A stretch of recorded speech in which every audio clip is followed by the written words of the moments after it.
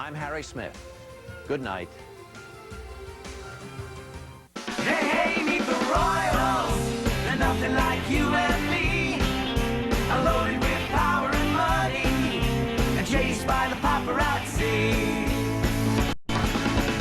Join Davy Jones for the all-new Royalty TV series, Meet the Royals, next on A&E.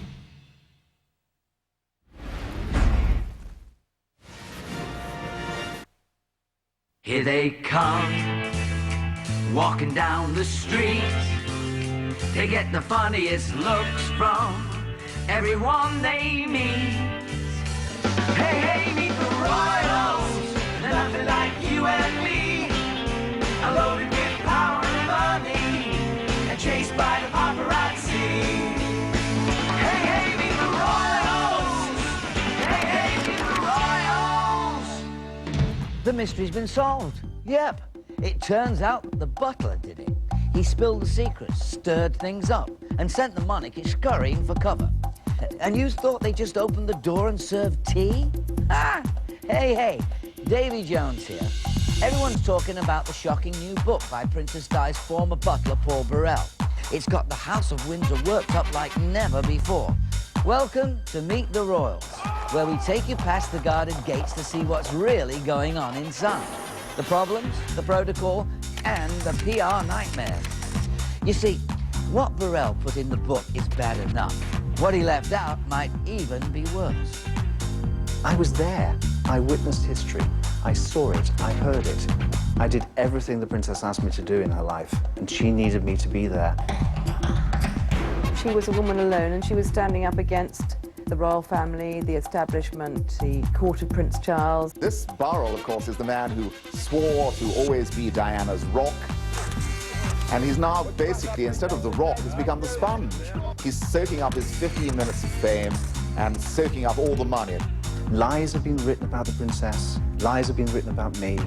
It's time to correct all those myths. It's my life. I have a right to say it. Now, some say the butler is a hero, others a scoundrel. But everyone's listening as Diana's butler speaks, next on Meet the Royals.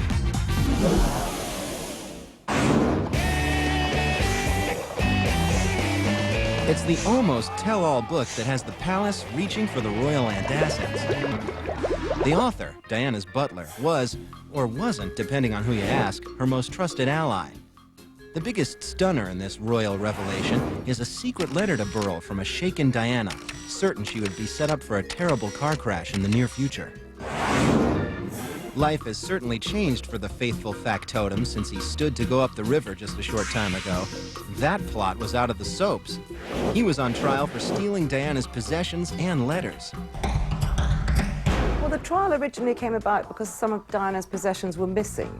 And when the police raided Paul Burrell's house, or went to it, they found an absolutely massive amount of material. Paul Burrell was accused of having more than 300 items worth a total of around $7 million. Shocking! That belonged to Prince Charles, Prince William, but mostly Princess Diana, including the bullwhip that Harrison Ford used in the Indiana Jones movies. In the end, it was a fairy godmother, or to be more precise, the Queen, who saved the butler's bacon. To be passing the end of the road on the way to St. Paul's Cathedral and saw all the fuss outside the court and said, "What's going on?" And she was reminded that I was on trial. In pops the Queen, out waltzes the butler, a free man. But why did she speak up? Was it about truth or secrecy? Burrell says he had knowledge of a tape that alleges a rape of a male royal servant by one of Prince Charles's aides, another man. That's the kind of thing that could really hurt the palace PR. What's more, the tape allegedly puts a member of the royal family in a more compromising than usual sexual tryst. Anyway, fast as you can say, an advance, Burrell had a public diary out of his more than 20 years with the royal family. I think in the back of his mind, he always had an idea to write a book. I mean, he'd written a couple of books already and always said he'd never divulge Diana's secrets, but it was only a matter of time before he did, because, you know, it's all to do with money. It never, I have to say, it has never occurred to me that he would spill the beans in the way he's done. It never, ever occurred to me that he would be so disloyal. I witnessed history. I saw it, I heard it. It's my life. I have a right to say it. Now, there may be less than meets the eye in Burrell's book. He has admitted compiling some of the letters from his notes and his memory. It has created something of a royal credibility gap. I would hope that he wouldn't make it up, but only he knows. He could always gild the lily. He could always embellish. He could always exaggerate. It makes for a good book. And long live the controversy. You're either a sort of person who reveals other people's secrets or you're not, and he's clearly the sort of person who reveals people's secrets. Burrell's book has basically reopened the Pandora's box, which is the scandals that are everywhere at Buckingham Palace. And it's hurt the Queen deeply. It has undermined the credibility of Prince Charles. When I was working on my biography of the late Diana, Princess of Wales, I never considered her butler, Paul Burrell, as her rock and confidant, as he later claimed, but more as a nosy nuisance. You see, the book was a secret collaboration between myself and the princess. What she'd do would be to answer questions that I'd sent to her by speaking into a tape recorder in her private sitting room at Kensington Palace. But she was always very wary when Paul was hanging around. She was worried that he was listening in at the doorway, and often she'd stop talking, go to the door and quickly open it, just to see if he was creeping around outside. In later years, Paul and Diana did become much closer, but never, I think, quite as close as Paul imagined. No question about it, Burrell did have a front row seat for the greatest family drama of all time. For a man once destined to be a hotel clerk, this was a heady life. Pop into the Queen's sitting room and say, would there be anything else tonight, Your Majesty? So I don't knock, I never knocked. I just walked straight in, and across the room in a bay window with an arc light over the desk, there the Queen was, poring over government papers, sat there wearing the imperial state crown. Say what? The Queen sits around with the crown on her head? Never mind. It seems Burrell was always in the picture, a bit like Waldo. He was the Queen's footman when he first got to see the royals, both two- and four-legged. Behind those closed doors, I can tell you that she's a wonderful, warm lady. If you could see her with those 9 corgis, feeding them at feeding time, 4 o'clock every afternoon, with her spoon and fork, spooning out into these dishes and feeding all her pets, or perhaps crouched on the floor when one has a cough. At least Burrell never got jaded. My life is so incredible, isn't it? I mean, not many people get the chance to go to Buckingham Palace to see the Queen privately in her rooms. I did. It was during one of those private moments that Burrell says he told the Queen he was holding on to some of Diana's possessions for safekeeping. To her that I had witnessed shredding, I had witnessed history being removed. I told the Queen, and I told her that I was not going to stand there and let other people change history, and that I would keep safe certain documents. Burrell remembers the Queen saying thank you, and then apparently forgetting the conversation until his trial was well underway. You must be joking. She listened to everything I had to say, and then she offered me advice. She said, no one, Paul, has ever been as close to a member of my family as you have. Then, Burrell recalls a warning. The advice she gave me was to be careful. She said there are powers at work in this country of which we have no knowledge. She was telling me, be careful, Paul. This is a very tricky path to tread, isn't it? I strangely find him quite credible, and partially because I feel like he treats the different members of the royal family in a very respectful way, I find. Paul Burrell entered Diana's life when she was still living a fairy tale, about to marry her Prince Charming. She fell desperately in love with him. She had a wonderful honeymoon, and people have said it all started to go wrong on the honeymoon.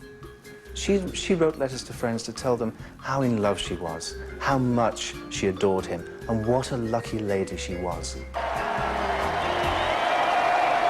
It was the fairy tale marriage. I mean, the fairy tale princess, the dashing prince, future king of England.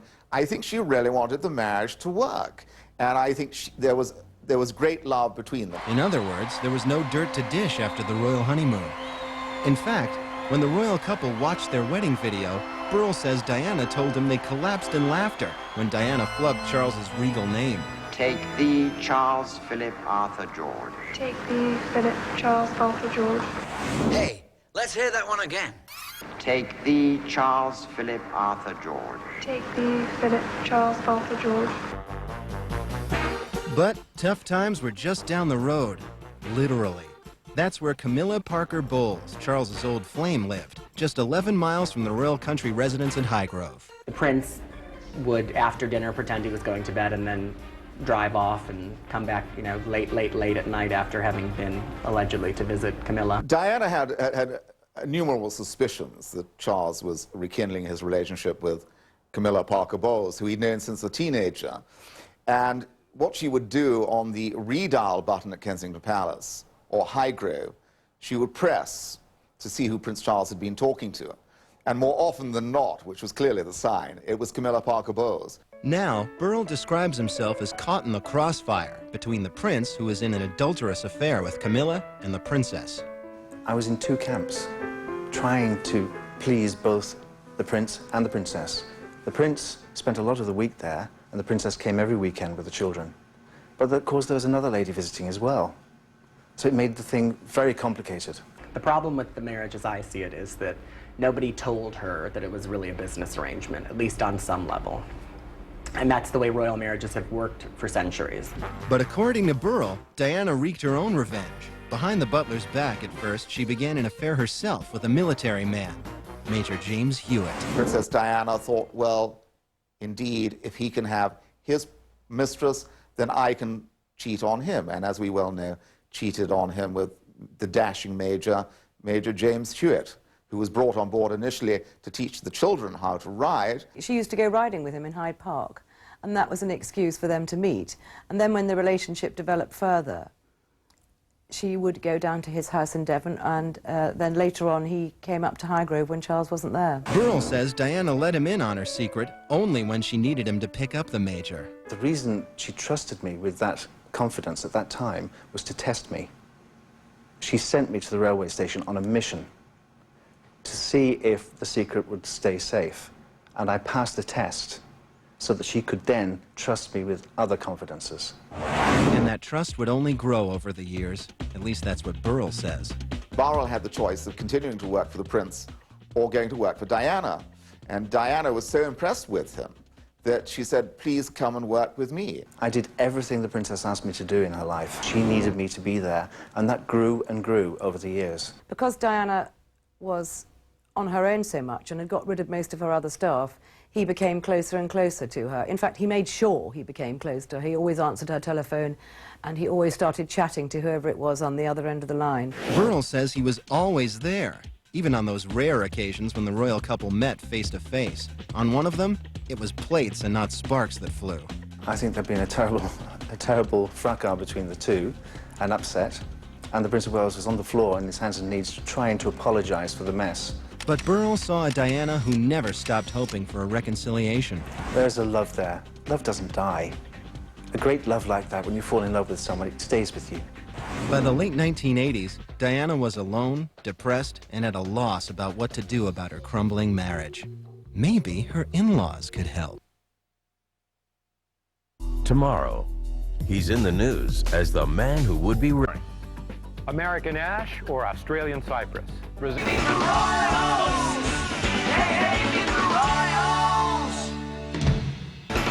Welcome back to Meet the Royals here on A&E. It was 1990.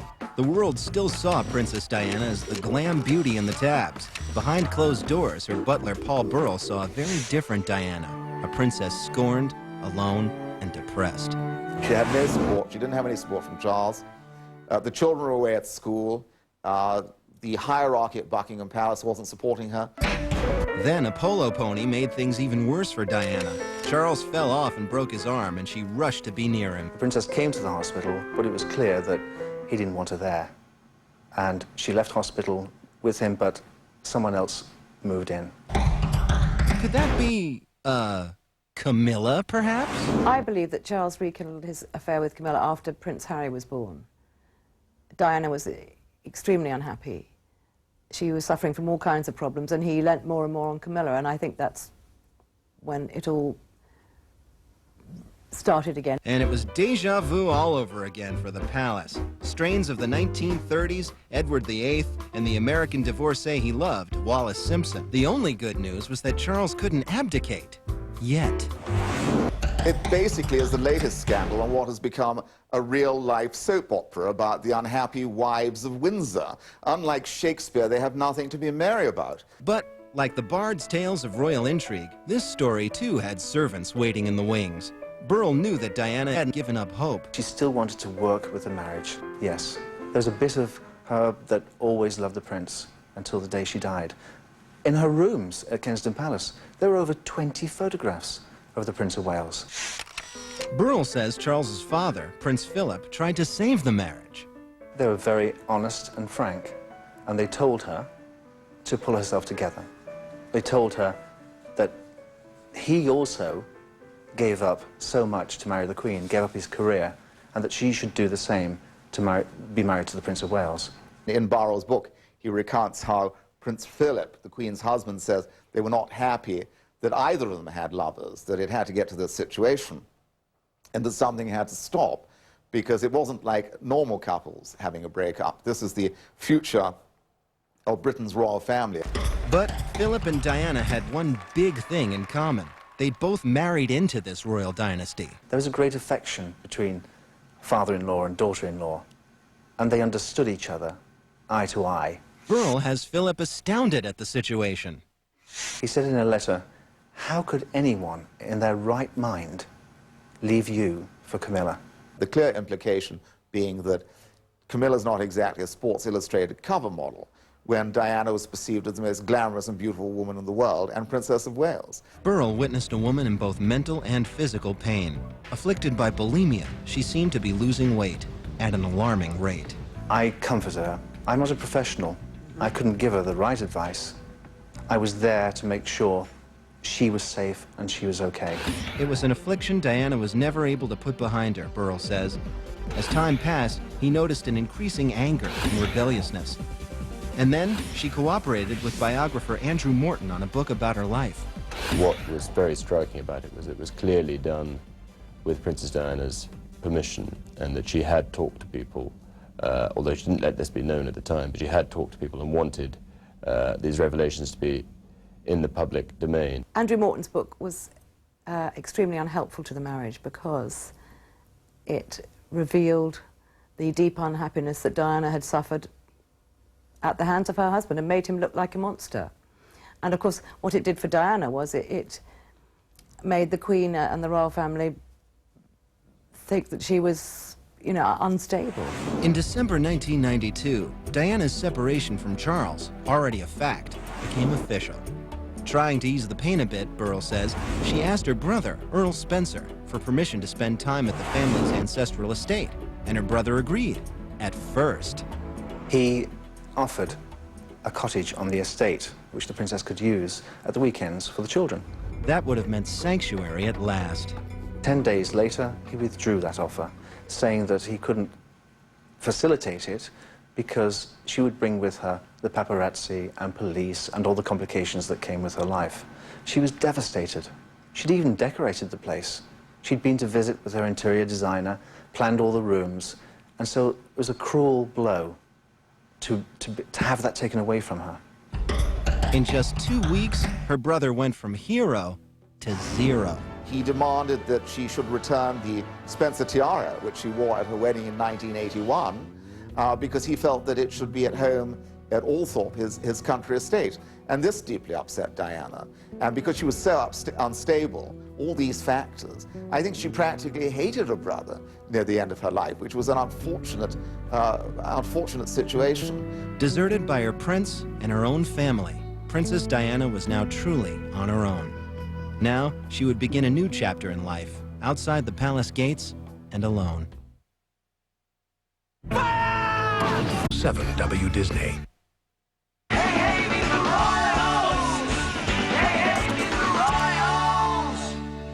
Welcome back to Meet the Royals, where we're ready to dish more dirt on our favourite blue bloods, here on A&E. After Princess Diana separated from Prince Charles, she entered her own new age. Royal butler Paul Burrell says she turned more and more to psychics, healers, and astrologers. And looking into their crystal balls, they saw a princess in need of a lot of attention. She needed people to be surrounded by people. She needed people around her she could trust. And she trusted these people too much. But Diana didn't need a psychic to tell her that her husband was cheating on her. Charles was now hot and heavy with his mistress Camilla. And although rumors had been rampant for some time, on June 29, 1994, he decided to let the rest of the world in on his dirty little secret. In tonight's documentary, the Prince did, as we said on News at 10 on Monday, say that he had been unfaithful after his marriage had broken down. Devastated and deeply humiliated, Diana decided to show the world a brave face that night. Burrell describes how he supplied the fabulous dress to match. She came downstairs wearing a very smart suit, and she looked at me, as often she did, and said, "What do you think?" And she said, "You don't like it, do you?" I said, "Well, I do, but it's not right for this occasion. You have to look $1 million tonight." So she said, "Well, what am I going to wear?" So I went upstairs with her into her dressing room, and I chose that dress by Christina Strombolian. She looked fantastic. Along with the emergency fashion advice, Burrell claims he became a pillar to support Diana's sagging spirits. I said, tonight is very important. When you arrive there, be strong. Remember who you are. You're the Princess of Wales. You are the mother of the future King of England. Go out, be proud. Stride, firm handshake. Make them know you're here to stay. And that's exactly what she did. Some say it was a smart move. In that very sexy dress, the princess provided one of her most lasting images. The message was clear. Come what may, Diana was standing tall. The headlines the next day screamed in approval and declared Charles was not fit to reign. As for Camilla, well, let's say she got a very different reaction. Camilla Parker Bowles was even pelted with bread rolls when she went to her local supermarket. So you could see where the support was, and the support was clearly behind Princess Diana. Then, in January 1995, the nasty plot thickened. Camilla and Andrew Parker Bowles were now very ex. And, surprise, surprise, Camilla was free to marry again. Now, in theory, the mistress could become the missus. But Burrell recounts Diana setting her gun sights on another younger and newer threat to her marriage. Her name was Tiggy, and to Diana, she was Miss Piggy. That would be Tiggy Leg Burke, the boy's very attractive new nanny. The princess, you say, was very concerned about his relationship to his assistant, to Tiggy Leg Burke. Yes, she suspected that they were possibly having a relationship. Diana hated Tiggy. She was very jealous of Tiggy's relationship with her sons. Tiggy had been hired by Prince Charles to help look after the boys, and Diana just couldn't bear her.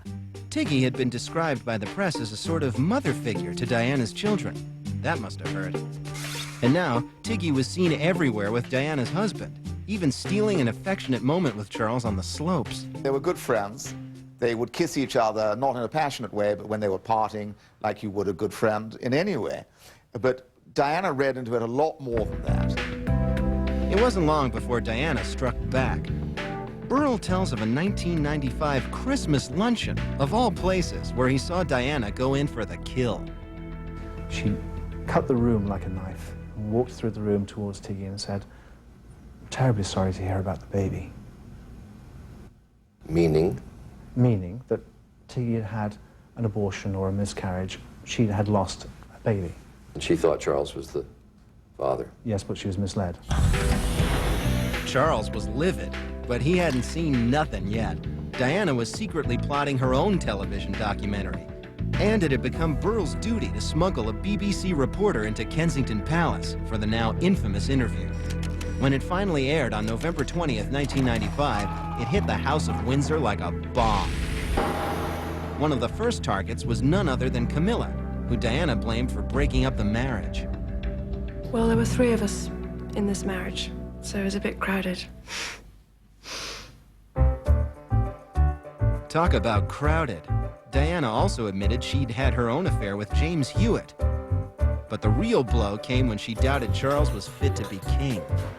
I would think that the top job, as I call it, would bring enormous limitations to him. And I don't know whether he could adapt to that. Come again? In the old days, a comment like that could land you in the royal dungeon.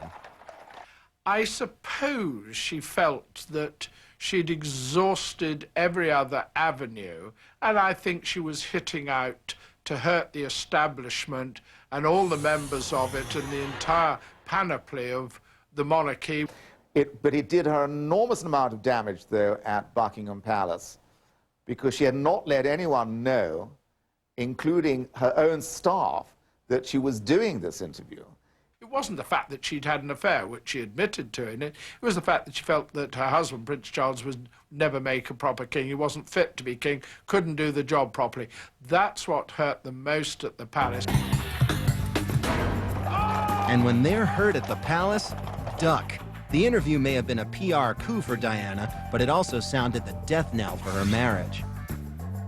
By December, Burrell says, both Charles and the Queen had fired off letters urging Diana to agree to a divorce. According to Burrell's book, she still held something in her heart for Charles, but Charles clearly thought, well, this isn't going to work out. We've got to put an end to it. The Prime Minister, the Archbishop of Canterbury, and the Queen had all decided it was best for the country, and she was told she was to have a divorce. Even with full-scale tabloid war underway, Burrell contends divorce was the last thing Diana wanted. But in the end, she had to admit defeat. Presumably the Queen said to Diana, this is the end of the road, and for the sake of your children and for the sake of the monarchy, you've got to make a clean split. That was her greatest fear, that she would be abandoned and divorced, and then the Prince of Wales would remarry and be happy in his life and become king, and would leave her on the sidelines. Leave her on the sidelines? Not this Diana. She'd been in the trenches, and now she was a battle-hardened soldier, and no one could stop her.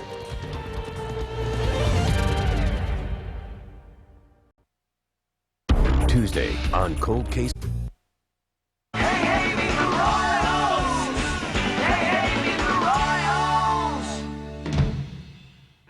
Now be sure your tiara is on straight. Meet the Royals continues here on A&E. What began as a fairy tale ended as a nightmare. Diana was devastated by the end of her marriage. Now the power in the palace had unceremoniously dumped her official title, Her Royal Highness. And she was crying, thinking what other people would think when they knew. She thought she'd been stripped of it. And William found her, and he put his arm around her and said, "Don't worry, Mummy. When I'm king, one day I'll give it back to you." Spoken like a true prince. Diana didn't have much time to mourn the end of her marriage. At 35, she was single, sexy, and very, very wealthy. Diana's divorce settlement alone was worth more than $22 million. Burrell watched from the stands as Diana's potential suitors lined up like dogs at a racetrack. Burrell says they were everywhere. There was the famous politician, the Oscar-winning actor, even a musician, rumored to be rock star Bryan Adams, came courting. But Burrell says his lips are sealed, at least until his next tell-all. I'm not saying she had affairs with these men. I didn't say she had relationships with these men. They were suitors. She didn't have many lovers. She had a lot of admirers. In fact, she used to say, "Oh, it saves on the flower bill." Even Hollywood called. Burrell watched as the princess went giddy one day over a call from the actor Kevin Costner. He wanted to cast her as his co-star in the sequel to his blockbuster hit, The Bodyguard. Rang her up one night and said, "Would you like to be in my next film?" And she was rolling around on the floor giggling, saying, "I can't act." And he said, "Oh, don't worry, I'll teach you." Could Diana go Hollywood? Well, Burrell says she was already planning to move to LA and wanted him to relocate his family there as well. She said, "This is our new life." She says, "Won't it be great? Think of the lifestyle the boys will have. Nobody's judgmental here in America. You don't have the class system." While the rest of the world was wooing Diana after the divorce, Burrell says she and a very unpublic, unsplashy surgeon had a mutual admiration society. The mystery man was Pakistani heart surgeon Hasnat Khan. Diana had met him when she visited a heart transplant patient at the Royal Brompton Hospital. Burrell says the relationship was hush-hush and a natural. Two humanitarians, two people that wanted to go out into the world and help others. Diana kept her relationship with Hazlitt secret even from Paul Burrell. Well, she used to go out and meet him. And it was only when she needed Burrell to be the go-between as the relationship progressed and got more and more difficult to keep quiet that she told Burrell about it. She was such a high-profile public figure, and he was such a private, kind, gentle, and sensitive man. Which was not to say she didn't know how to make his heart skip a beat. On that night, she was wearing a beautiful midnight blue evening dress with sapphires and diamonds. And as she got into her car and I put the seatbelt around her, she looked at me and said, "He's never seen me look like this, like a princess." She says, "I'm going to knock him dead tonight." And she drove off into the night wearing £500,000 worth of diamonds. But seeing the world's most famous woman was too much pressure, even for a heart surgeon. By the summer of 1997, Hasnat had broken off his relationship with Diana. It was awful for her. She was madly in love with Hasnat, and Burrell says desperately wanted to marry him. But it wasn't meant to be. I think there are too many complications on both sides. The princess always said she came with a lot of baggage, and he couldn't handle it. Weighing heavily in that baggage were Diana's lingering feelings for her ex-husband. That's right. According to Burrell, Diana still held a torch for dear old Charles. There's a love there. Love doesn't die. A great love like that, when you fall in love with someone, it stays with you. In the end, I suppose the Prince of Wales' love was with someone else. In a letter that Burrell quotes from Diana, she expressed how she really felt about Charles. I never wanted a divorce and always dreamed of a happy marriage with loving support from Charles. Although that was never meant to be, we do have two wonderful boys who are deeply loved by their parents. A part of me will always love Charles, but how I wish he'd looked after me and been proud of my work. Diana found new courage in her charity work. She'd become an early advocate for AIDS victims and even stood up for a cause that the British government wished she would have kept quiet on, the banning of landmines. I'm not a political figure. I am a humanitarian figure. And always have been and always will be. This was a whole new Diana, Burrell notes, ready for anything except another ring. She said she needed a marriage like a bad rash. With one door closing, another door opened, and she became a new person in her own right. She no longer had to be in the shadow of Prince Charles. She was so enormously popular as an icon. And now, tough, toned, tanned, and time for a bit of fun. By July of 1997, her now infamous fling with Dodi Al-Fayed had the gossip pages in a tizzy. The world speculated that Dodi and Diana would soon marry, but Burrell dismisses it as just a summer fling. She was very fond of him. She was having a great time. She was having a good summer. But I think her heart wasn't quite in it. Dodi's clearly was, and he would empty diamond mines to prove it. He's showering her with gifts. She says, "I've had earrings, a necklace." She says, "You know what's coming next, don't you? A ring." And he treated Diana like a princess. And she'd never been treated like a princess before. He was charming, delightful. He took her on fantastic holidays. She was just having a very good time with Dodi. And, of course, the press was having a high old time, too. Pictures of Diana and Dodi's affair were splashed across newspapers worldwide. Not everyone was amused. I think some people are very uncomfortable with the fact that she had Muslim friends. I think perhaps it would not sit very well if she formed a serious relationship. Diana may have feared that her relationship with Dodi would anger the royal family.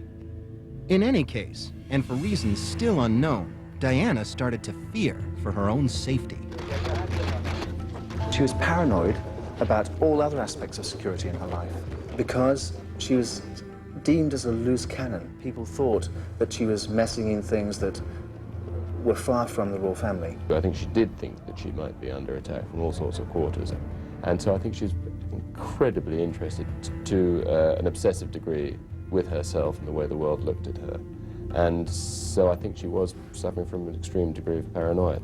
I think Diana had every reason to be paranoid. She was a woman alone and she was standing up against the royal family, the establishment, the court of Prince Charles, very powerful people. She had some powerful friends too, but she was really on her own, and I think it was very frightening for her. How bad did it get? In Burrell's most shocking revelation, he claims Diana wrote him a letter expressing a terrible certainty. She would be the victim in a planned car crash. The letter says, "I'm sitting here at my desk today in October, longing for someone to hug me and encourage me to keep strong and hold my head high. This particular phase in my life is the most dangerous. Someone is planning an accident in my car, brake failure, and serious head injury." Burrell dates this fateful prediction October 1996. At the time, many would have dismissed it as paranoia, but it was just 10 months before the unthinkable events of that August night in Paris.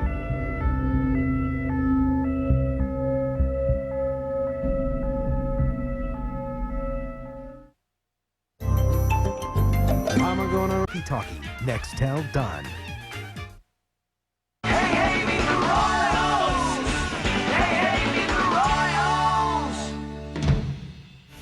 Welcome back to Meet the Royals, here on A&E. On August 15th, 1997, Princess Diana's butler, Paul Burrell, saw her for the last time. She was leaving on vacation to join boyfriend Dodi Al-Fayed on his father's $25 million yacht to cruise the French Riviera and Sardinia. When she left that last time, I said to her, "I've never seen you looking as good. I've never seen you looking so beautiful." She was excited to be going away. She came down the staircase and jumped into the car, and I did what I always did. I put the seatbelt around her. My wife always said I babied her too much. During her 10-day vacation with Dodi, Burrell says that he and the princess chatted quite often, and mostly about Dodi. Diana wondered what she would do if Dodi popped the question. I spoke to her the day before she died, and she told me. She said, he's a lovely man, and he's fallen in love with me. I said, well, do you know, if he gives you a ring, you put it on your right hand. Don't put it on your left. And that'll make sure that he gets the message it's not an engagement ring. I know the princess would never have married Dodi. He may have wanted to, but he wasn't the one.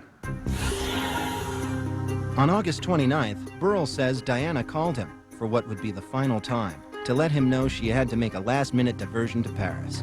Apparently, Dodi had business there, but Diana had mixed feelings about the trip. She was anxious to get home and see her sons.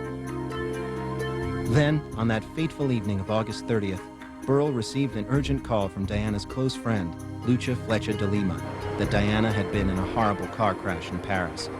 In a panic, Burrell tried to call Diana's cell phone, but there was no answer. At 4 a.m., he learned the princess was dead. I said, I'm going.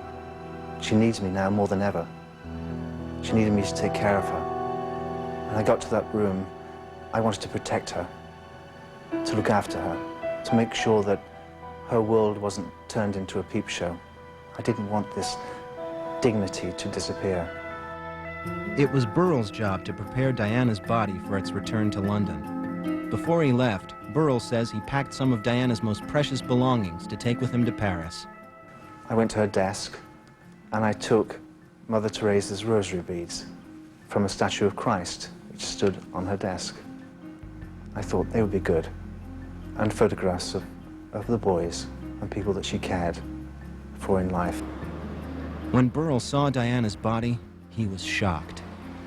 I couldn't believe it.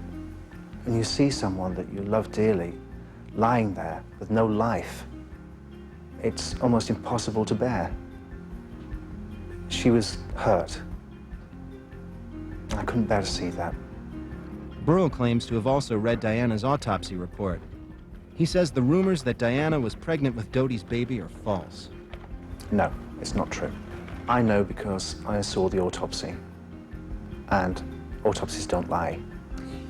1 week later, at Diana's funeral, her brother, Earl Spencer, delivered his now famous eulogy, shaming the royals for their treatment of Diana. She would want us today to pledge ourselves to protecting her beloved boys, William and Harry, from a similar fate. After this eulogy, there was this applause, which must have horrified the Queen, because it was so damning of the royal family and saying that the Spencers would take over the upbringing of William and Harry so they would not be strangled by royal protocol. Burrell was disgusted by the speech. He felt Spencer was playing the protective brother now, but as Burrell writes in his book, Spencer had kept Diana from spending time on the family estate when she was alive. He's invited the whole world to visit her graveside, but during her lifetime, he couldn't give her that little piece of sanctuary. That's all I can call it. When Diana's body was laid to rest, her secrets were kept very much alive. Burrell defiantly told the world he was the safekeeper and would take them to his grave. But that was before the palace royally snubbed Burrell at his trial, and before a $1 million book advance was dangled under his nose. Burrell, of course, is the man who swore to always be Diana's rock, and he's now basically, instead of the rock, he's become the sponge. He's soaking up his 15 minutes of fame and soaking up all the money. Shocking. I witnessed history. I saw it. I heard it. It's my life. I have a right to say it. Lies have been written about the princess. Lies have been written about me. It's time to correct all those myths. It's time to put everything in perspective. But Burrell's critics wonder why he waited until now to spill the beans, especially considering his most explosive allegation that Diana feared someone was trying to kill her.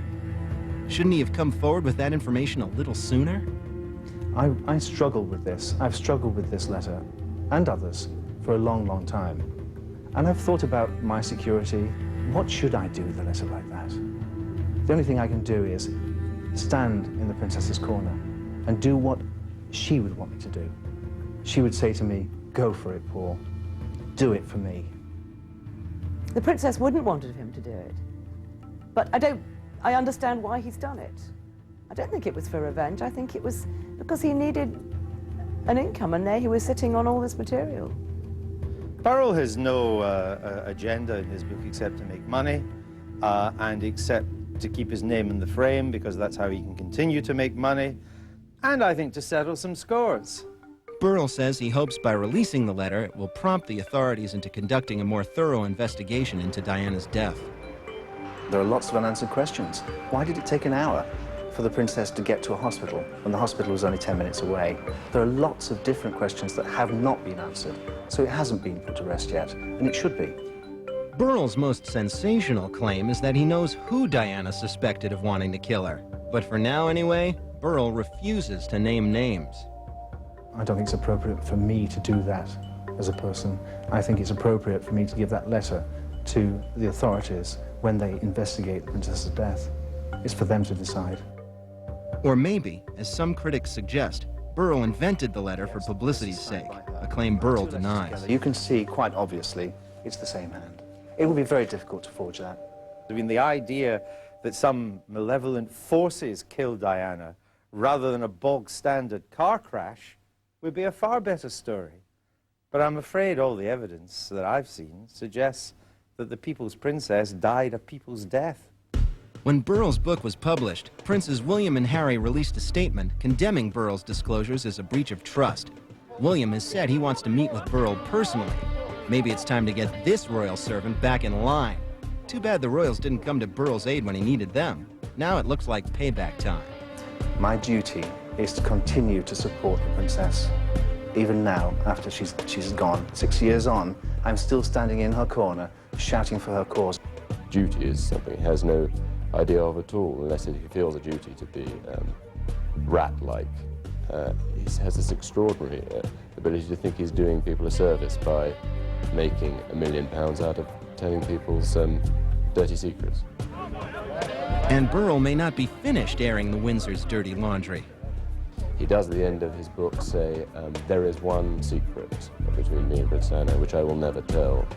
And he's given away so much in the build-up to this last line of his book. You just know that he will tell it. I'll bet you £1 million that in a couple of years' time there will be Paul Burrell with this secret in it. The British press is in a frenzy over what that secret may be.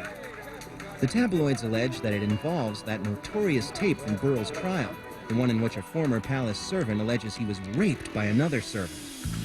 Allegedly, that same servant also claims to have witnessed a compromising sexual encounter involving a senior member of the royal family. No one dares say publicly who it was, although Prince Charles issued this public statement. There's a lot of speculation, and I thought it might be helpful if I made it entirely clear that it is untrue.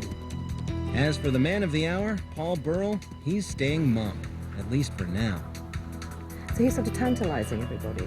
But I think he's making out that he knows a great deal more than he does know.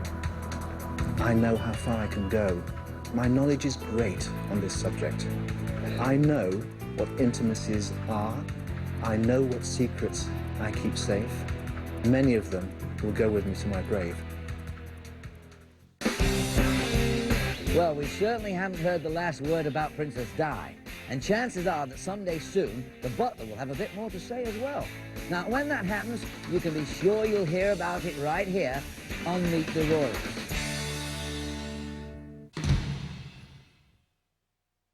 Tomorrow, he's in the news as the man who would be Reagan. And now, A&E takes an in-depth look at the man himself and his philosophy on life. You want to get a lot of things done in your life, be lazy.